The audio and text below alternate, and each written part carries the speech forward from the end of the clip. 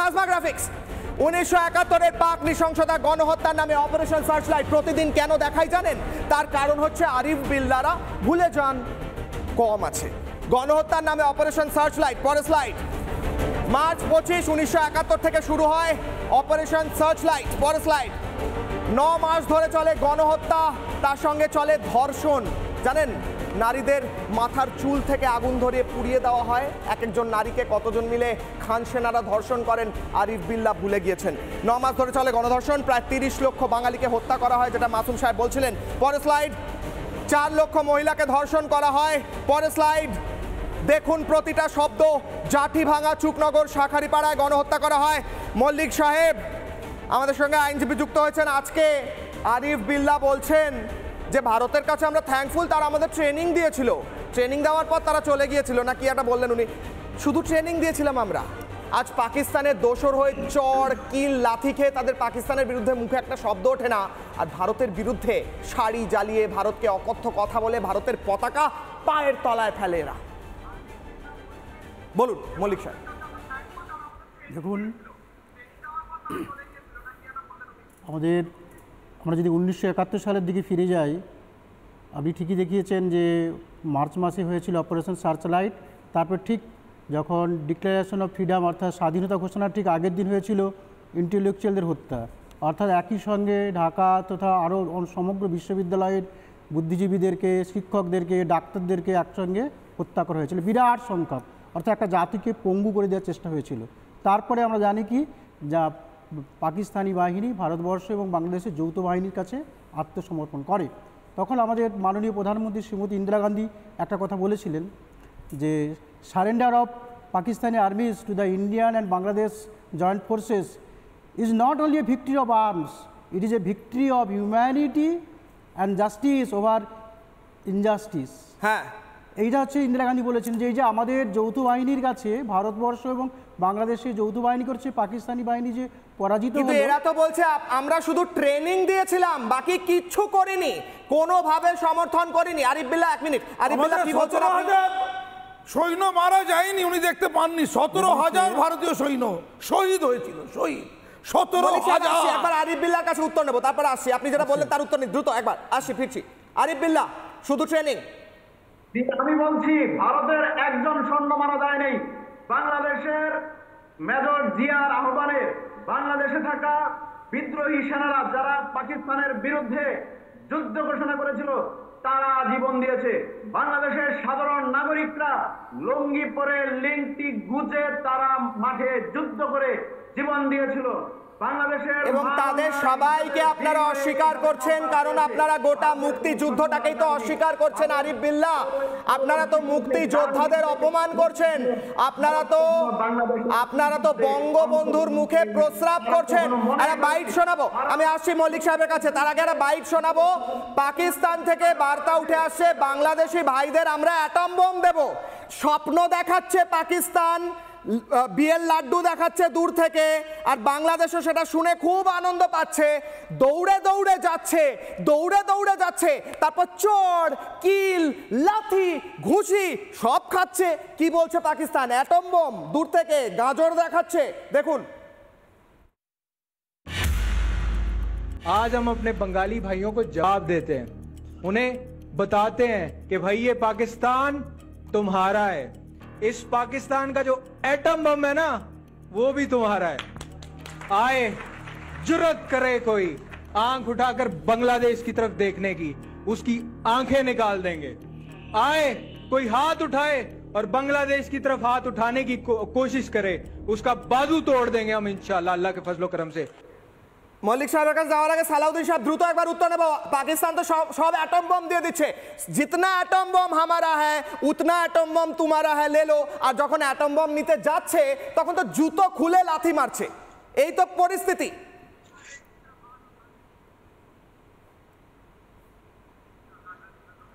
সালাউদ্দিন সাহেব, আমি তো আগে বারবার বলেছিলাম যে পাকিস্তানের পাপের সন্তান যারা এখানে আছে ওরা পাকিস্তান করছে। একটু আগে একজন বলল ভারত নাকি বাংলাদেশকে শুধু প্রশিক্ষণ দিয়েছে, তার হয়তো জন্মও হয়নি 71 সালে। আর এরা তো স্বাধীনতার ইতিহাসকে, আমার মহান মুক্তিযুদ্ধের ইতিহাসকে বিকৃত করবেই। কারণ ওরা তো পাকিস্তানের স্বার্থহীন কৃতদাস, পাপের সন্তান। এসব লোকদের কথা শুনতে আমার ঘৃণা হয়। আরিফ বিল্লাহর অডিও, আরিফ বিল্লাহ উত্তর দিন যদি একটুও মনে হয় যে আপনাদের কাছে কোনো উত্তর আছে। যদি হ্যাঁ, আমার বংশের মধ্যে তিনজন মুক্তিযোদ্ধা রয়েছে, আপনি কোন সাহসে বললেন আমি পাকিস্তানের সন্তান? আপনাকে তার কারণ আপনি তাদের সমর্থন করছেন যারা বঙ্গবন্ধুর মুখে প্রস্রাব করে, তারা বঙ্গবন্ধুর মুখে প্রস্রাব করে।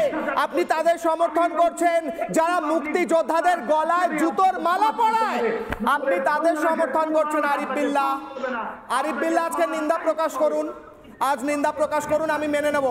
আপনি পাকিস্তানের সমর্থক নন, আপনি নিন্দা প্রকাশ করুন যে যারা বঙ্গবন্ধুর মুখে প্রস্রাব করেছে তারা ছি ছি, যারা মুক্তিযোদ্ধার গলায় জুতোর মালা পরিয়েছে তারা ছি ছি, পাকিস্তান মুর্দাবাদ বলুন, আজকে বলুন। আমি বলছি যে মুক্তিযোদ্ধাকে আপনারা সাজিয়ে দেখাচ্ছেন সেই মুক্তিযোদ্ধা 9টি খুনের মামলার আসামি। যে মুক্তিযোদ্ধাকে আপনারা এত দেখাচ্ছেন সেই মুক্তিযোদ্ধার বিরুদ্ধে প্রায় 20টির কাছাকাছি মামলা। আজকে বঙ্গবন্ধুর কথা বলছেন, বঙ্গবন্ধু স্বাধীনতার ঘোষণা দিয়েছে, জিয়াউর রহমান স্বাধীনতার ঘোষণা দিয়েছে। বঙ্গবন্ধু সেই সময়ে গুড জিয়াউর রহমান, হ্যাঁ বেশ, জিয়াউর রহমানের ক্রেডিবিলিটি বা ওনার অ্যাচিভমেন্ট কেউ নস্যাৎ করছে না, বাট বঙ্গবন্ধু কোনোভাবে কোনো স্বাধীনতার সঙ্গে বাংলাদেশের যুক্ত নন। রোকেয়া প্রাচী, আমি আসছি স্টুডিও গেস্টের কাছে, রোকেয়া প্রাচী সব তো জিয়াউর রহমান করেছেন, বঙ্গবন্ধু কিচ্ছু করেননি, তাই জন্য মুখে প্রস্রাব করা হয়েছে ওনার। বেশ করেছে এরা, মুখে প্রস্রাব করেছে, কারণ জিয়াউর রহমানের সমস্ত ক্রেডিট আছে, বঙ্গবন্ধুর কিচ্ছু ক্রেডিট নেই, তাই মুখে প্রস্রাব করেছে এবং তাই পাকিস্তান আর জুতোর বাড়ি মারছে। বলুন রোকেয়া প্রাচী। আমি আসলে যেটা বলবো সেটা হচ্ছে আরিফ বিল্লাহ সাহেবের একটু পড়াশোনা করা দরকার। আর একটা প্রবাদ আছে, বাঁশের যে কঞ্চি মোটা। উনি যে সমস্ত কথাবার্তা বললেন সেই কথাবার্তাগুলো খুবই অর্বাচীনের মতো, ওনার পড়াশোনা করা দরকার। বিএনপির রাজনীতিবিদ যারা আছেন উনি যেভাবে আজকে কথা বলেন আরিফ বিল্লাহ, উনারাও সেভাবে বলেননি।